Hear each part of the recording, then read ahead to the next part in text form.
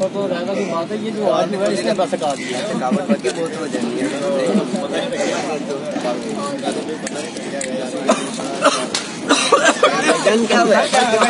کیا ہوا بھائی جان؟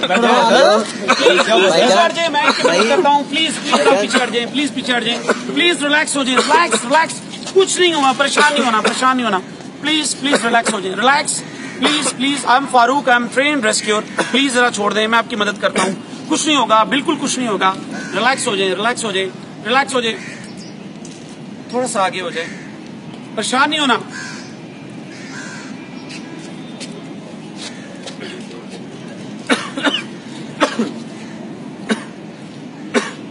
آپ کیسا فیل کر رہے ہیں؟ بیٹر. ایک بات یاد رکھیں کہ کھانا کھاتے ہوئے، پانی پیتے ہوئے سم ٹائم جسے ہم اچھو لگنا کہتے ہیں، انگلش میں سے فورن باڈی ایئر وے obstruction کہتے ہیں، اور اس وجہ سے بہت سارے لوگوں کی جان چلی جاتی ہے. ایک چھوٹا سا عمل کر کے ہم اس شخص کی زندگی کو بچا سکتے ہیں.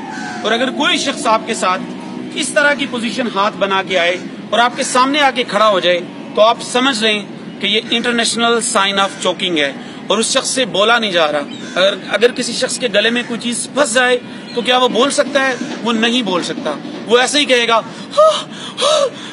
وہ بول نہیں سکے گا. ہم اس کے پاس جائیں گے اور انہیں کہیں گے کہ میں ایک تربیت یافتہ ریسکیور ہوں، میں آپ کی مدد کرنا چاہتا ہوں. ہم مینٹلی پریپیئر ہو جائیں اور اس کی دونوں ٹانگوں کو آرام سے کھولیں اور ایک لیگ کو اس کی سپورٹ کے لیے پیچھے رکھیں اور انڈر آرم کے نیچے سے اپنے ہاتھ کو ڈالیں اور انہیں حوصلہ دیتے ہوئے کہیں کہ پلیز آپ ریلیکس ہو جائیں. جب آپ اس سے چھڑوائیں گے بازو تو وہ ان کلچ نہیں کرے گا، لیکن آپ کو تھوڑی سی انرجی لگانی پڑے گی اور اس کا اعتماد جیتنا پڑے گا. آپ اس کے بازوؤں کو ان کلچ کر دیں، تھوڑا سا پیشنٹ کو آگے کی طرف جھکا دیں.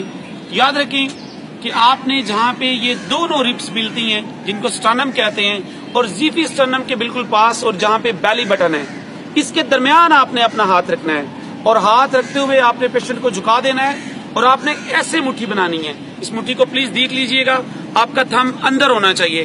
آپ نے ایسے مٹھی بنانی ہے، ان کے بیلی کے اوپر رکھنا ہے، بیلی بٹن اور زیفی سٹرنم کے درمیان میں تھوڑا سا آگے جھکا دینا ہے اور آپ نے پیشنٹ کو 1 2 3 4 5 جرک لگانے ہیں.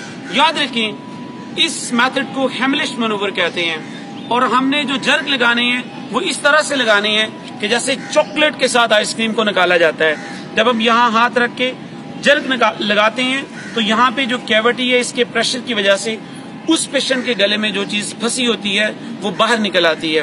یہ بات یاد رکھیں کہ آپ نے جب جرک لگانے ہیں، اگر میں آپ کو وداؤٹ پیشنٹ ڈیمو دوں تو اچھے جرک لگانے ہیں، لائک دس 1 2 3 4 اس طرح سے جرک لگانے ہیں. اور جب تک ریسکیو 1122 اور کوئی میڈیکل ایمرجنسی پہ رسپونڈ کرنے والی سروس نہیں پہنچتی آپ نے یہ عمل جاری رکھنا ہے.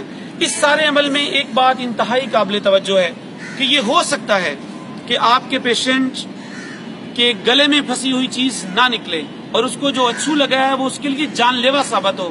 تو آپ نے مینٹلی پریپیئر رہنا ہے.